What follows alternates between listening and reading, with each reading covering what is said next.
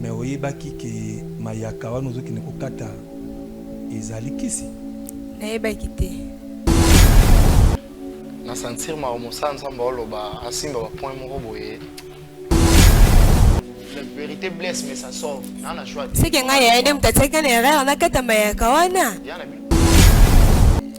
Il faut nous respecter. Yo ya oluki biso surtout sur un problème na. Yo ba besoin de professeur yo kende go sala wana. Non non, faut se calmer. Pour ce qu'on liga kale kide yo. Na ngaki oti na ngane erreur te. Oyi oti na nakata mayaka te. Orphelinat Bravo Jésus, chaque enfant a droit de briller. Shalom, shalom, peuple de Dieu, shalom, shalom, bana nzambe. Eza maman Lydie aye kobe ta porte pour na orphelinat Bravo Jésus. Bien-aimé, na ye kotalisa yo secret moko ya kobongisa 4e génération na yo kosala bolamu egangaka. Surtout ko penser na orphelin, na veuve, pe na ba indigent. Maman Lydie aye kosenga na biso nyonso tokozwa video oyo to penser na orphelinat Bravo Jésus. Bana batangaka, bana babiaka, babelaka, bazaka na besoin pe ya ko vivre lokola bana na biso na bandako. Maman Lydie moko na Bravo Jésus mwemba bakoko kate. Mais lokola Bravo Jésus ezali monene eza monde entier, de Maman Lydie aye kobeta na ba porte na bino. Tokanisa barfelin na $1, na $5, na $100, na $1000. Na buku ne kaniseli ozocha ba point. Et kokomela yo moment moko ya pasi, Zambe akozanga te kokanisela yo. Okokanisisa Nzambe lobi fungola buku ne kaniseli. Okomona kombo nanga na kati ya orphelinat Bravo Jésus na futelaki ba orphelin ndako. Na tangisaki, na lesaki. Malade elingi kluwenga Yesu kaniselanga. Et okozanga te kobika loboko na Yahweh na Bibele. Que le Seigneur vous bénisse. Faites vos dons via RTL Money, M-Pesa et Orange Money. Pour les enfants sans parents, les orphelines et orphelins ont besoin d'un foyer, d'attention et de protection. Ces SOS leur offre une nouvelle famille attentionnée. Orphelinat Bravo Jésus, chaque enfant a droit de briller.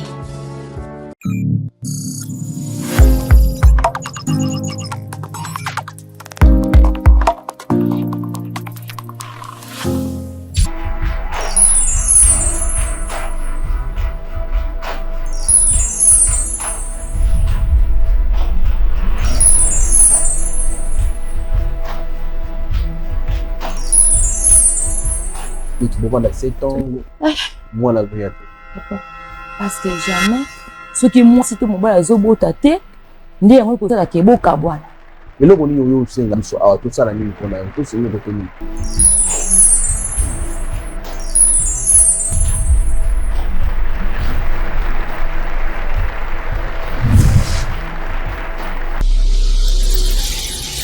Chaîne chez Bisso Télévision, Facebook chez Bisso TV, YouTube chez Bisso TV, WhatsApp plus 243 97 35 88 380. Notre adresse, première porte Fikine, village Bracongo, dans la commune de Limete.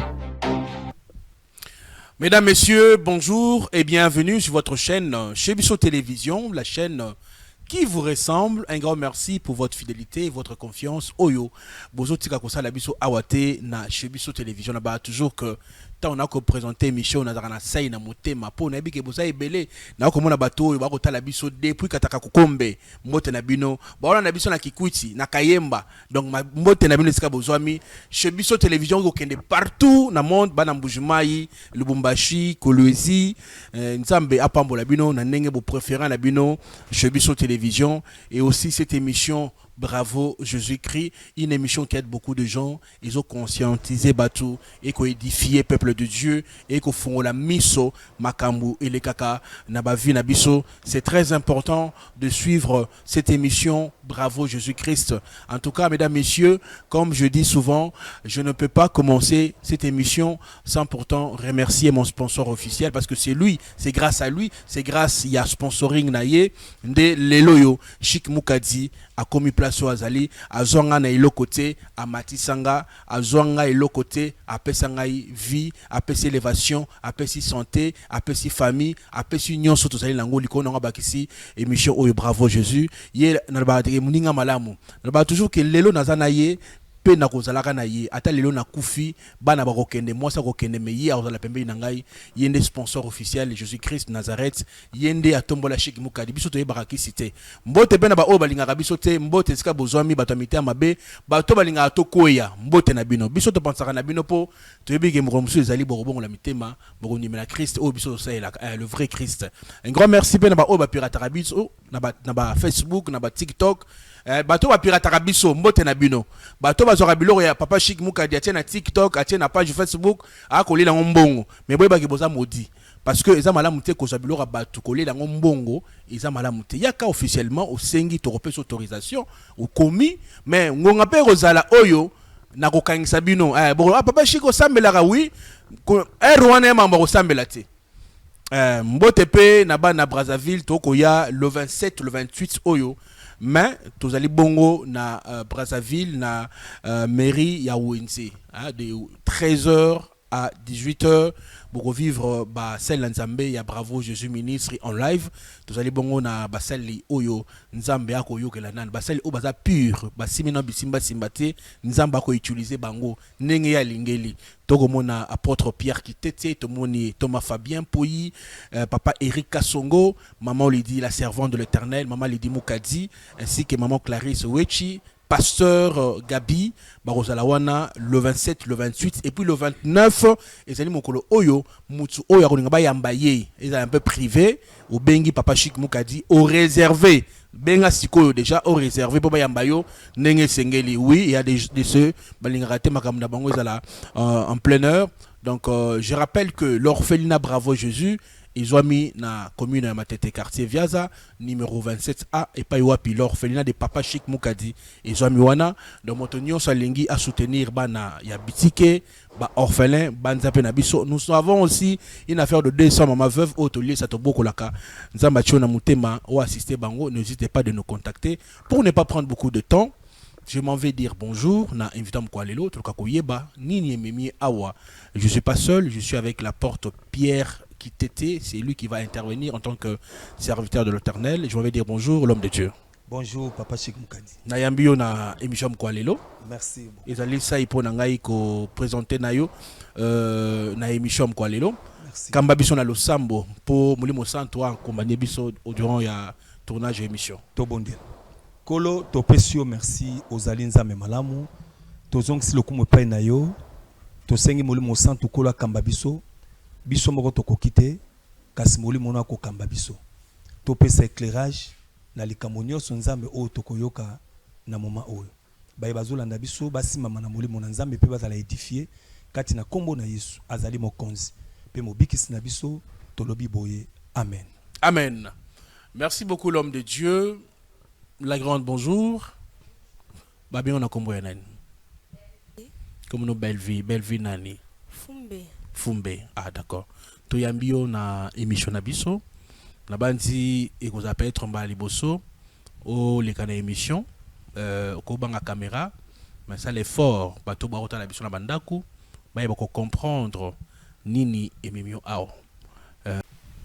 Eloko so déranger ngai na za danseuse na bandaku bina na ko puis mo boy. Tu vas kinga na yana ngai mba to ndako bina na ko bwana. Mais il y a un mobile et il y a fola kata président la biso mayaka na yo loketo parce que la kata mayaka wana esengaki lokwa pe président pa ndapi ko sepia na ngai esengaki ngala to sani ni to lingana to kenda ki pe na lala ki na président na kata ki pe mayaka na kati mayaka na ye to ngatula ki nga o kati nga mayaka pwani na c'était limbisa na ebi pete mais ekata ni kaka atika ki na epe na sima pe mikolo na epe ko kende na ngai na ye ko sala test na komi na zemi moi pe oyebisa pe ya epe zate na komi na zemi ya président na suka kana bombi na mutema na misko ko ke ko luka ye mo président pour la bete la ende na komi na zemi so to fane na boy po na ebisa ye ntasutuki bajoki mabambangu moyo yebiseta ezate mosusu olingo beteli lisolo boye abandi na ye koreve makambo kuta olo bakuta oyokana yango te yo na ye awa abosunga ngai zela moke tosolola oye awa mayaka oyo batindaki okata epa grand frère oyebaki pourquoi grand frère atindaki okata mayaka wana nayebaki ntina te nayebaki elo te yebise nga kaka nakata mayaka etaki yaza ya na nga tobotami na ye papa moko mama moko na nga kana tosaka makambo ye alobaki mpo neti ndako toyaki na groupe bongo président bamarché banda kokota nango mais président anda kopesa biso kaka oyo ka ya mokie me anda kopesa nyonso te oyo nga nayebi ka vérité ezaka wana me makambo mayaka nde atindaki nga nayebi vérité te ntango atindaki yo kende okata mayaka wana bosi bolinganaki na président yango to bolingaki nanu te ezalaki ndenge nini mpo koyisa président ebandaki ndenge nini président déjà alingaka ngai anda kolinga yo déjà na mouvement déjà alingaka ngai deya bolingo solo me nanda kopesa bolingo te ok mais nazwaki siko grâce ya kopesa bolingo ntongo yeya na nga ayebisi nga te il faut oke kobima la président okataka président mayako aza nango na loketo nde nayaki mama okopesa bolingo mama wana tokomi mpe kovivre ne te tokenda kokushe na ye nde nazwaki mayaka nakataki yango naesiskaki nayesaki alimbisa ngai nde nakataki mayaka wana me ngamona motema nayebi nakataki yango mpe na nkuku me nakosi te ezaka na ndeka ya bolingo nde tosala nde maboko na mwa mofuma nde ekataki yango pourquoi yano atindaki okata président mayaka ezali makambo nini ebatami na mayaka wana makambo ebatami na mayaka wana nga nayebi te eyebi nde ya na nga yana wa atindaki okaka mission mais sikoyo ntango après kobima na président nini elekaki nde na nsima nango nde nayaki kozala na zema président naomi siko koluka natalisa nayebisa président so tofandi na ye ka boye asutuki so tofandi na ye ka bolingo yebisa boye bandi bambangu nanda mpe kocomprendre mpe wana te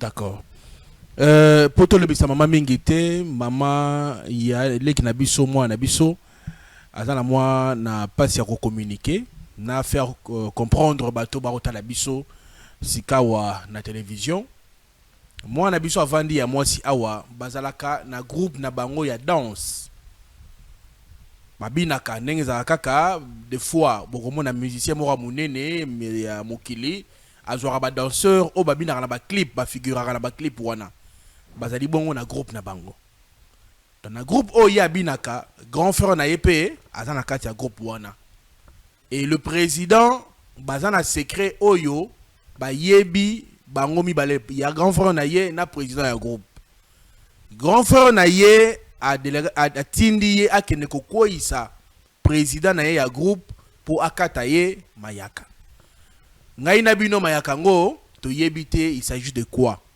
alors ntango akomi asali mission wana nde balobaki bamekaka bolingo te ntango akomi pa président mwana na biso ake kokangama alingi président na bolingo solo bakomi kovivre na kovivre wana a se retrouver na zemi or que grand frère ayebisaki yakende kaka na mission bakata mayaka wana akena ipa kokisaki mission na ye mais ntango azwi zemi sikoyo esali que depuis bakata mayaka ya président wana président akoma komona neti bamilimo akoma komikimela mbangu selon histoire na ye avant na ya mene mission bandeko babolingo sikoyo ayawa tomeka kosunga ye na mobali oyo ya président watie ezemi akomi na problème mwa mutu mpe ayebisa grand frère ne vérité makambo ya zemi koya na ye awa yango wana l'homme de Dieu meka mpe kopesa likanisi na yo en tant que mosali na nzambe bato baotala biso lolenge mwana na biso akei kobima na président na groupe na bango akata mayaka yango c'est comme si secret moko boye batami na nsima wana et lelo se retrouver na zemi est-ce que grand frère na ye kozwa leki kotinda ye akende komeka to mpe ande kokweyisa moto ezalaki likanisi malamu lelo akati mayaka wana apres kokata mayaka ase retrouver na zemi merci papa Chic avant napesa likanisi nalingi natuna nanu mwana kombo nani belle vie tu as quel âge 18 ans 18 ans okokisi 18 ans ou bien okokokisa 18 ans naza na 18 ans oza na 18 ans oui Ndengo zando za na zemi. Na la zemi. Zemi ya liboso? Oui. Nano zwa zemi te? Te. Mais avant président ozalaka na mibali miso bano kutana bango na groupe. Te na groupe na mibali miso te. Donc tout le président azalaki mobali na yo ya liboso ya vie. Te. Avant président ozalaki na mibali misusu. Loba ni wala mutu te loba toyoka makambo zoloba. Avant président ozalaki na mibali mususu. Na yaki na mibali misusu. OK. Donc président aza mobali no ya liboso ya vie te. Ah. Donc oyebaka mibali na ba âge déjà ba 16 ans, ba 17 ans, oyebaka déjà mibali. Dana yeba na ada mibali mbe. Zem de na zala ngo eze président. Po mibali nyo surtout na kata boda relation, to na ti ona tikala ki na tikala ka bonsa mobali. Mobali na ika ko bimane lisusu yaki nde président. Osimba déjà kisi na vie? Te. Mais oyebaki ke mayaka wana ozoki ne kokata ezali kisi. Na yebaki te. Yayaka mtatindi yo. Ah. Mais depuis okati omoni président mutu ekomi kosala bien te. Ouais. Ozola la bien ndoto malamu tout ça, ozola la bien? Non la bien te. Ola la bien te? Na pongi no tomona ni. Non mon ka président pour la zana bolingo na ye. Ozolo taka président. Ah. Mais soki bokutani akomoki mabambangu tout ça. Pour ce tokutene à tout le monde de ebisi maramba zemi abandi na ko kima abandi na ko rêver na sobe ba milimu azomona. Papa Chic, c'est déjà une affaire spirituelle, ce qui te doit comprendre en gros parce que auparavant président Zalaki bien avec Maya Kanaï. Et puis grand frère Naye loco l'a poussé par force parce que c'est louche. Grand frère Tina petite sœur a qui le bima na mobali. Donc à tekileki. Donc c'est qu'il a un intérêt moko au grand frère ayebi. Bakata mayaka wana. Intérêt moko peut-être va caché pour naye mais le grand frère ayebi. Bon. Ce sont des choses auto bundato toyeba qu'est-ce qu'il y a derrière mayaka wana parce que je trouve mal Yaya waza responsable à koki ko garder les kinaye mais aza ko exposer les kinaya qui ne ko bima na président oyo bayebi ke président bimakana basi belé na kati na groupe akoki zo maladie ako détruire pe vinaye et le fait à que nous kata pe mayaka wana selon explication na ye à côté déjà na kati monde spirituel. OK. Donc il y a déjà un problème au yaza nango, il faut que nous kako ko sungaye pour na problème wana et ezongela été kisi yangange zala kasoko ko zwango na mayele to na makasi na yo to na volonté na yo OK ko boaka yango yo moko sans prière sans intervention ya basali nzambe retour et salama ndo moni bato avimba kamakolo ndo moni bato babela baladi ya PC ndo moni bato babela ba maladi belé ya motema parce que okinaki ko sala alliance moko mais OK ko bois kango yo moko sans intervention ya basali nzambe. Donc c'est déjà un problème spirituel au moins noyo azako se retrouver na kati ya likambwana. Voilà. Merci beaucoup l'homme de Dieu. On a la retenir côté moko lobby ba te belé ba kota banda nganga ba liba ki no boka biloko ba bois kango sans pourtant ba consulter Mosai na nzambe. Waouh, c'est fort. Bande ba bolingo ozana problème moko ya modèle oyo okotanda kwa nganga.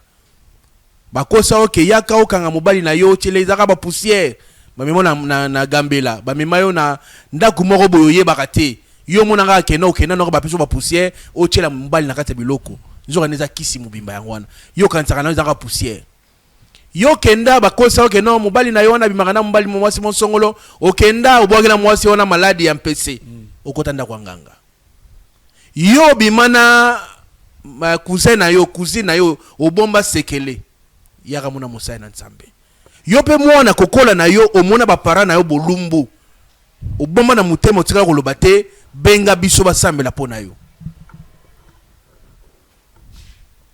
Bandeko ba bolingo, ça fait très mal de voir que des choses qui se passent tokozonga na régie tozwa sports toko sikoyo les concernés président poto koyeba nini ezo déranger voilà tolanda Orphelinat Bravo Jésus, chaque enfant a droit de briller. Shalom, shalom, peuple de Dieu. Shalom, shalom, bana nzambe. Eza maman Lydie aye kobe ta porte pour na orphelinat Bravo Jésus. Bien-aimé, naye kotalisa yo secret moko ya kobongisa 4e génération na yo. Kosala bolamu egangaka. Surtout ko penser na orphelin, na veuve, pe na ba indigent. Maman Lydie aye kosenga na biso nyonso tokozwa video oyo to penser na orphelinat Bravo Jésus. Bana batangaka, bana babiaka, babelaka, bazaka na besoin pe ya ko vivre lokola bana na biso na bandako. Maman Lydie moko na Bravo Jésus mwemba bakoko kate. Mais lokola Bravo Jésus ezali monene eza monde entier, de Maman Lydie aye kobeta na ba porte na bino. Tokanisa barfelin na $1, na $5, na $100, na $1000. Na buku ne kaniseli ozocha ba point. Et kokomela yo moment moko ya pasi, Zambe akozanga te kokanisela yo. Okokanisisa Nzambe lobi fungola buku ne kaniseli. Okomona kombo nanga na kati ya orphelinat Bravo Jésus na futelaki ba orphelin ndako. Na tangisaki, na lesaki. Malade elingi kluwenga Yesu kaniselanga. Et okozanga te kobika loboko na Yahweh na Bibele. Que le Seigneur vous bénisse. Faites vos dons via RTL Money, M-Pesa et Orange Money. Pour les enfants sans parents, les orphelines et orphelins ont besoin d'un foyer, d'attention et de protection. Ces SOS leur offre une nouvelle famille attentionnée. Orphelinat Bravo Jésus, chaque enfant a droit de briller. De retour, mesdames, messieurs, tout à la spot. Donc, annonce que le 27, le 28, au allez dans Brazzaville, équipe à Brazzaville et à Chebiso Télévision, tout à bon à Brazzaville, na mairie à ONC, tout à l'heure on a partir déjà à 13h tout à plein. Hein, boya ebelé aux en pointe noire, message en haut, yaka sikoyo. Le 27, le 28, au Lukaka Papa Chic Moukadi, au Lukaka Thomas Fabien, au Lukaka Mama Wechi, au Lukaka Apôtre Pierre Kisete, au Lukaka Maman Lydie Moukadi. En tout cas, boya ebelé le 27 Oyo. Mais le 27 mai 2026, ça donne. Boya Ebele, tu as à la Brazzaville pour 2 jours de prière intense. Tu as la to sambela, to tombola, kolobi soto kita. Voilà, tu saliboui, tu côte ça soit invité na biso, hein? Tu bombi invité musto, tu invité moko. Oyo boza surpris. Donc yenda zali président, tu bombi nano moi sinaye pour to lobisaye, hein? Donc voilà. Ceux qui n'ont pas la même morale, n'ont pas le moko. Bandeko nanga kuna bolugela ngai invité wana kota poto yambaye ekozala malamu mingi. Merci mingi na Mama Rosa. Mama Rosa. Bonjour chef. Bonjour. Na yambio so esika. Star. Ouais père. Boni. Ça va très bien. OK. Ozali artiste. Comment on a s'il vous plaît? Bon en fait Combo ya parlé Zali ou Isaac et Caleb mais par rapport à art Ming Babé Ngara président, mais soit bien Ngara 512. Artiste 512. Très bien. Nayambio, ngai komu nanga Chic Moukadi, ngam na invité kio parce que balobi ozali président il y a groupe moko de danse. Groupe de danse. Au saba chorégraphie, bo pesara ba artiste, na ba clip tout consort. Ouais. Voilà, yé apôtre Pierre Kitete. OK. To bengi sio parce que ozali muto pesaka ba star minene ba danseur yo peut betaka to bena ba clip ba tebele au figuré alors tout le monde mituna mike ya kotuna yo et bana mu kolonini depuis makamba danse wana et parcours na yo lilo yo osali muto yebani parcours nous aki ndenge nini. Bon en fait ce parcours art na botame na ngo déjà tu vois à part danse na banda yemba ndena ndo yemba mais na ndo bina suma kasi. OK. Parfois na mona ki musique et percé non té mais côté tali danse moi organisation et bandai ko kende nango un peu ça va et ngo ming de vraiment copa danse de vraiment me télé ça ma que musique mais na avant musicien mais copa danse de vraiment me comment avant structure groupe vraiment structure ba yankala et on a groupe de danse nangai kitoko. Alors ba difficulté ni beaucoup talanga nango na domaine ya danse. Bon dans domaine ya danse difficulté alors souvent ndé na président boy ceux qui na 15 personnes en groupe nanga Ndé nana 15 personnes bongo parfois bilamba ya répétition et entraînement ndé baya ko répéter bango baya nango. Mais so ezaki ba bilambo ezaki ya événement okopesa biso caché te fo binelanga na concert otikili so banzembo nao. Biso ndé siko photo bisa bilamba o ezaki ya bien na biki ya football ta bilamba o en balati mais soki ndé to bwana clip wande to sola te fo la ta ba danseur nanga. Ndé ba ta bilamba naka o balati na clip on peut to gérer ngo to garder ngo. Est-ce que en tant que musicien artiste chorégraphie beaucoup taper une fois banda kwanganga il arrivera pas à proposer yo te babilo wana osana nangote biso to ara nzela mo siko ndenge boza ba contrat on est dans kaka grâce à Nzambe to bosimba moi kata nzolo komoko ezala nzeto te. Bon contraire à travers par rapport à travail ba mona ke to ça mamba bien tu as pu solliciter et puis tu as pu suivre par exemple dans le réseau de to boostara to talama star moi ko beta nzembo mo ya bien biso to ba taliboso pas to tagion da chorégraphie et moi ba to baza ba moi influencé par rapport à travail autour salle et on a ba marché à pétro et après ba marché musu biso moto luka ngo au moni sikana événement za to négocier mais au PA kaya non. OK. Bon oba ni mara na kisi ko bala bango nini. Bon o lo bana kisi na lo bara ke ba pesa kisi mbango pa ko kate po ki mate donc qui s'est bossé à notre travail qui s'est bossé à notre travail so c'est notre travail ndé nan on est dans kisi na onde. OK. Oui bi Christ ça la rapé. Bon fait na sambela pour na l'église ni. Bon na ndo sambela Maranatha Elohim communauté Jésus revient mais na kenda ni mwakala. OK. Mais na tambulara ndé na obanga Nzambe. Eloko nini tango mona ba sai na Nzambe eloko ni sepisa ko epala bango te. Eloko sepisa nga pa ba sala Nzambe te. Ah te mosala Nzamba ada moto Nzamba poni. Jamais na ko loba ke eloko mo sepisa ko ina da mosala Nzambe se ko andoki. Po bango bazo représenter ndé Christ kati na bango. Pour mosala Nzamba na ba prophétie. Bon, prophétie nyonso bandima te mais prophétie ba examiner ngo ndé. OK. Ba examiner des prophéties. Et ça prophétie monsieur ba betu le roman boye mo comprendre que o vumeza nga o peut o avancer. Mais to qui parle biso ba prophétie te peut comme ça ba to bele ba fenea. Pour na ba ya monsieur ba biseve ke yo ndonga bongo vi na yo oza mutu munene o lio luka. O tsaka da la prophétie da ba loba ke ngeza na ozara mutu munene. Et simbeli o pété ce qu'on bien un prophète ça ba ta faux prophète. Or que rien. Et c'est comme là au sainté. Na sainté. Ah, t'es non, t'es. Non, t'es. OK. L'homme de Dieu n'a pas chez Maloba. Papa Chic, merci. Zamba Pambola Bino. Na sepel moi mukie na balangage na ye. Azana moi reconnaissance mukie ya basali ya Nzambe. Mais d'un côté, azana moi mensonge moko au lieu de dire la vérité. Autour d'une question très bien ce qui a Simbakisi et à l'obina Simbakisi.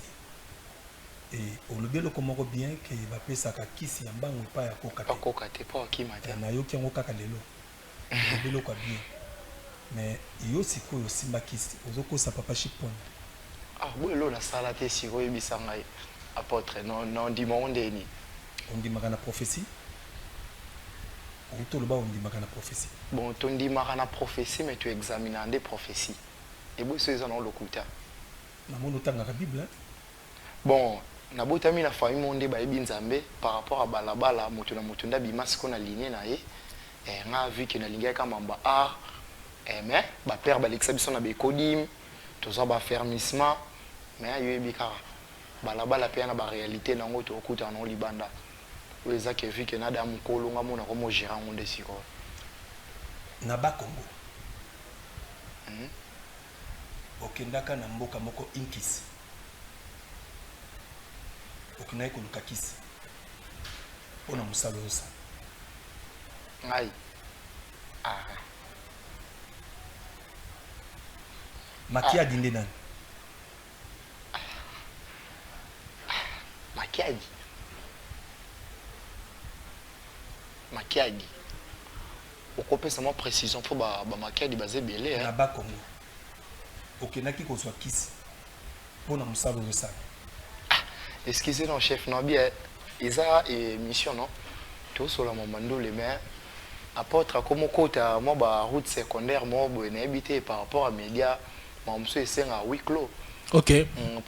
Pardon. Bokata ba caméra s'il vous plaît. Bokata ba caméra. Ah, to solo la siko entrevue. Mais que tout nos questions moi bo na mais UEB tara. Est-ce que vous aurez reconnaître quand même Muto bah avant to continuer l'émission rapidement. Vous aurez reconnaître Makiadi. Makiadi. Oui, non reconnaître Makiadi moko ngande na yebi. Mais na yebi te soki Musa nzamba le bilan Makiadi nini. OK na kozwa kisi. Ba pesa kayo singalo keto. Ah. Te bakata est déjà depuis kala. Bakata est depuis kala, bazo filmer te. On a un problème moko grave liboso na yo. Na CP na opposant na moi ba langage muke biblique. Aux autres ni ba peso papier mouchoir? Ah, te chief. So ça va pesa mais na sentir ma musa nzamba oloba asimba ba point moko boye. Ah, problème na yo ezali que na CP na d'un côté aux en a semence sans âme. Merci. Mais orientation des akimabe. Au kota ki na nzela ya nganga. Président Tunio oboyaki koloba. Au kota ki na nzela ya nganga. Nazo mona mois ya juillet ya année oyo. Na moni mois ya juin. Juillet. Précisément à partir le 28. Le 29, le 30, le 1er, na moni mon lili, tu n'es plus aux athées. Nabi, c'est vrai. Et mon poisson c'est cas. Et mon don, mon bon.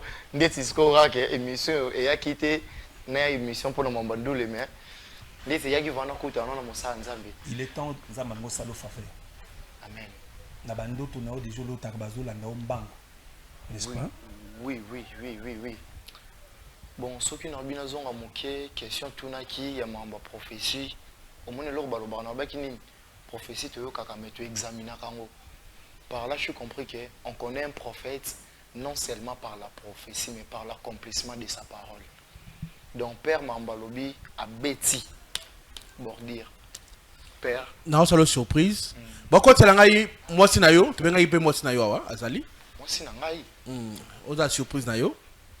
Beaucoup de ça est. Moi sinangai. Pour toi que nango bien, toi que nango bien. Ah. Mais oh mon ninga na mona. Yaya Vanda. Oui bien. Ah. Belle vie. Yo sania. Nga na copie. Nga yi babe nga a mama ndule buyi bo mote père. En pende ka ke na kutani pe na plateau na Musa Nzambe. Mais na habité père bo localiser non neni. En fait, yé muto asali ke to benga yo awa. Azana makambo yo usali pasi. Ubai na yo yeyo. Yé bisai makambo. Makambo zo sali pasi. O nga na yebité.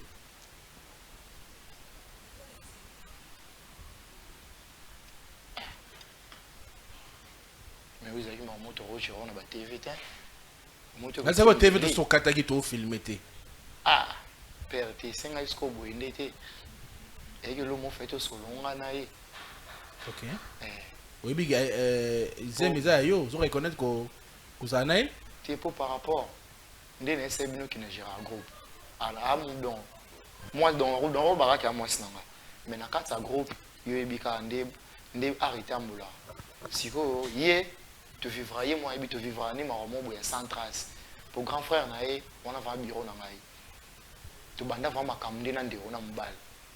Mais ngane kaka nde makile tutana par rapport ya bolingo. Mais siko total la suite obitu exposant au grand frère na rosani. Akonyongela ngape. Logo kata zela muke et logo moko tout le ba musa moi le mot très important. Au kata qui est une fois kata roni na luketo. Oui, na zongi siko. Mayaka olobi bakatanga na luketo, mutakatanga mayaka ye. Et puis na silike la kaye. Mayaka na zaki nini? Bon en fait, na minute na ton bomba te. Pour ma grand-père a lobby yangwana nde. Et c'est na faire expliquer moi réalité mon koboy. Mayaka eza nini? Mayaka eza tant to zo idée ya ça groupe de danse. Ngana ndo yemba na ndo bina. Mais ndeko na mobali ya ndo bina kaka. toando kangama na biso sans lititi eloko pété yango moni tsoti otuni bakombo na tsolo bi bamboka wana ba sans usu donc na banda ko wanga na kaka mais tokindanga na ndeko na mobali ndeko ne mtamema ngai to komisiko na mboka na Congo central vu que tukome moi butu masa na ye grand frère na ye mala grand frère masa na ye siko na mboka wana ya zubiso pour notre qui pas maître spirituel ana elekaki esengi tolala nde tolala esiko pa masa wana ale tongo nango ya wana tokangi ba moto pu toketi na temple maître spirituel 512 ale maître spirituel ba no sala ben incartation na ye pa mo ba kubangi ezame to landela kaka et tout arata mo pu milinga afungule lo mo bwana bisima yaka sota bisima yaka ngasko na tout grand frère na yebo abina apesi biso mukongo ya otala kuna abibino mbale moko alata mayaka 512 ki osimisi nonga touche okende la blonde ndako anganga na yaya alata mayaka wana na explique oti po mambo ekoma non sozayo pozaki mambo ekoma mama boité ekoma boité yo tika nga vu que mutu yaki biso nzo ngape na posa solution posa ba donc c'est la grand frère ya madame s'il vous plaît towe la temps towe la temps biango yo za quitté na minute la vérité blesse mais ça sauve nana choix c'est que ngai yaende mtateka na erreur na kata mayaka wana yana bi ya ton erreur c'est que tu kota ngama ya kiza malam que tinda kiyo yo ko se balo ba kolia na mwasi kolia na ndoki on asko na moni yango ndepa na yo pour perdre ça kata ngama ya ka die matin parler ngana silika mais des grands l'impanga lo bakuta accident boy donc le comique grand frère ne mutakatanga mais pour nazo mayaka wana ekoma to koma na temple wana grand frère ne mtamimanga beaucoup ça monsieur grand frère s'il vous plaît à kota beaucoup ça y est Yaya bonjour Yo, Olson. Non, pas ça, Nabi hein. Yaya c'est qui est oh monsieur. Ya malao, c'est qui Monsieur. Olson. Non, bête ayo. Mais non comprendre te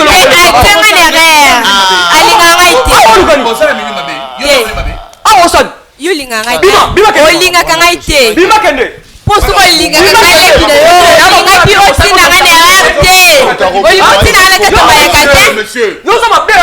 Yo ndo se doza ye ndoki.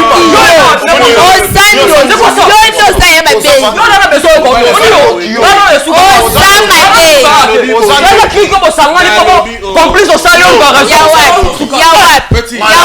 Papa,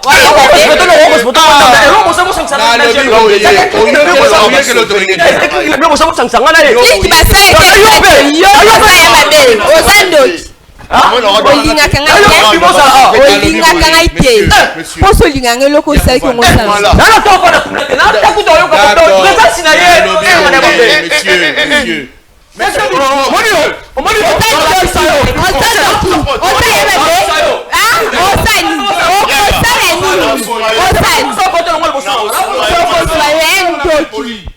celui qui se sent pitié connaît l'affaire. Voilà, on a s'il vous plaît. Yo pe oye pas la solution. Yo pas oza bezo bunda. Tena poso bunda pas ça ya ndo kia ya mabe. O kindo ngene o laxi aw. Te. Na bandi. Mino boso ye pa na biso boza ma problème na mino. Tozo ngato sunga bino, bozo la zone bo bunda ngende boza makasi. Il faut nous respecter. Yo ya o luki biso soto sunga na problème na yo. Yo ba beso wa prophétie yo kende go sala wana. Non non, bon se calmer, bon se calmer. Ngakutu premier m'excuser na attention. Si au moins bo kimisier. Te za ko moni tsakimi azani ndoki. Ayebi ba bele ya sala ki on akimi. Na minute so ngando mona nga mwana bino premièrement nga nazo luka délivrance. Si apôtre Maramba lobi père nga na butu na la te. Parfois mona bo so la ka bo mona ka be pou na ko mo rêver. Er na ozonga nga mo conscience ezonga ke na banda ko rêver. Tant autant qu'il y a combo ya père ou maître spirituel escato kenda qui récemment non l'autre il faut le calmer ngapele pe ko taper solution pe il faut pe ça ngapele solution yo kabiso ba mu na plateau si to sola na yo ngakutu na ebe te ke bomba ya za na ebe te ke bobenga ye ngala mona ki lo wa ke solo la kimia yo mati ya mati ngwa bia kimie on se na kimia de notre côté ça y est to solo la ngap comprendre place nga za nga Mosa nzamba ndio bisanga na monisco le roi ke ba makambo na tokomi na suka émission l'homme de Dieu mot de la fin tokomi na suka ya émission awa ah tozo kota na bureau parce que aux ana makamobele photo décharger entre autres ndenge bakataki o singawana il a fallu pas ekata na bongo kati ba boîte tango soki za côté na loti ndoto na loti joana na ndoto na ben na sali oye grand frère na evos ya tali sika tokindaki na loti grand maître ana boyiboyi ayoki voice na nga mabeti nga vie mais na comprendre no eloroté eloko ezo lobisa yo ezataka liboma bangi ba leso na fulu na suka prière to kosolola yo pe il faut respecter moi mke ya babundisa ya te ata ya sali ba mabe na ye tout ça za ya basimba kana zoto te Azaya mazaya ndoki. Oui, na mono tenna. Azaya ndoki. Azaya mabe. Merci beaucoup l'homme de Dieu. Tokomi na suka, badengo bolingo. Tokomi na suka emission kwalelo. Malgré tokatsango na ninga malamu te, badengo bazali trop likolo. OK, soki kashama zonga côté s'il vous plaît. Ngam na oloba. Zonga na caméra oyo. Kitoko, merci beaucoup kashama.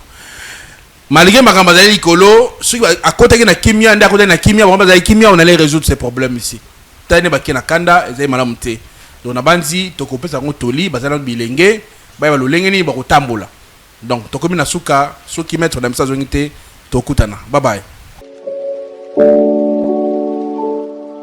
Orphelinat Bravo Jésus, chaque enfant a droit de briller. Shalom, shalom, peuple de Dieu, shalom, shalom, bana nzambe. Eza maman Lydie aye ko beta porte pour na orphelinat Bravo Jésus. Bien-aimé, naye kotalisa yo secret moko ya kobongisa 4e génération na yo kosala bolamu egangaka surtout ko penser na orphelin na veuve pe na ba indigent. Mama Lydia ye ko senga na biso nyonso to kozwa video oyo to penser na orphelinat Bravo Jésus. Bana batangaka, bana babiaka, babelaka, bazaka na besoin pe ya ko vivre lokola bana na biso na bandako. Maman Lydie moko na Bravo Jésus mbaba kokokate mais lokola Bravo Jésus ezali monene eza monde entier de Maman Lydie aye ko beta na ba porte na bino to kanisa barfelin na $1 na $5 na $100 na $1000 na buku ne kaniseli ozocha ba point e kokomela yo moment moko ya pasi Zambe akozanga te ko kanisela yo okokanisisa nzambo lobi fungola buku ne kaniseli okomona kombo nanga na kati ya orphelinat Bravo Jésus na futelaki ba orphelin ndako na tangisaki na lesaki malade elingi ekluwenga Yesu kaniselanga et okozanga te kobika loboko na Yahweh na bibele. Que le Seigneur vous bénisse. Faites vos dons via RTL Money, M-Pesa et Orange Money. Pour les enfants sans parents, les orphelines et orphelins ont besoin d'un foyer, d'attention et de protection. C'est SOS leur offre une nouvelle famille attentionnée. Orphelinat Bravo Jésus, chaque enfant a droit de briller.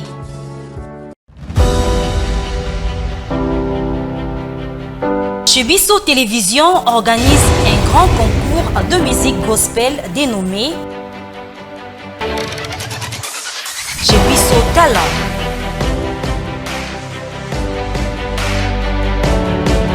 Vous êtes jeune chanteur gospel talentueux, l'occasion vous est offerte pour décoller et vous faire connaître partout dans le monde.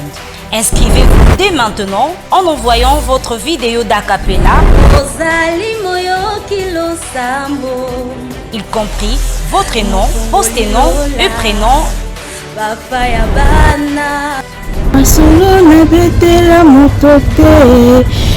via WhatsApp au numéro suivant plus 243 90 60 72 307.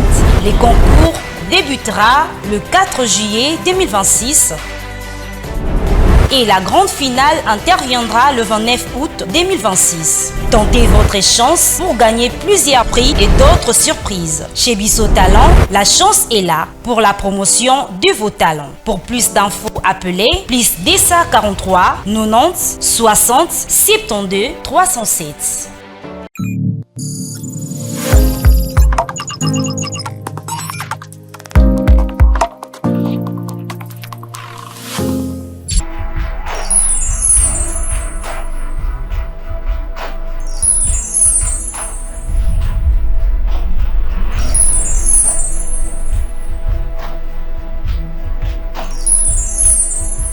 Tu peux prendre 7 ans, moi la vérité.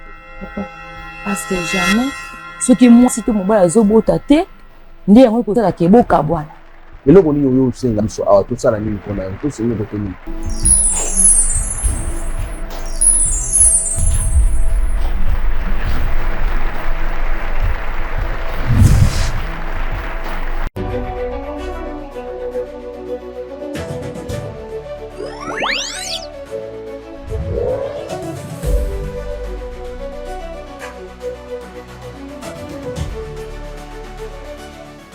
Chez Bisso Télévision,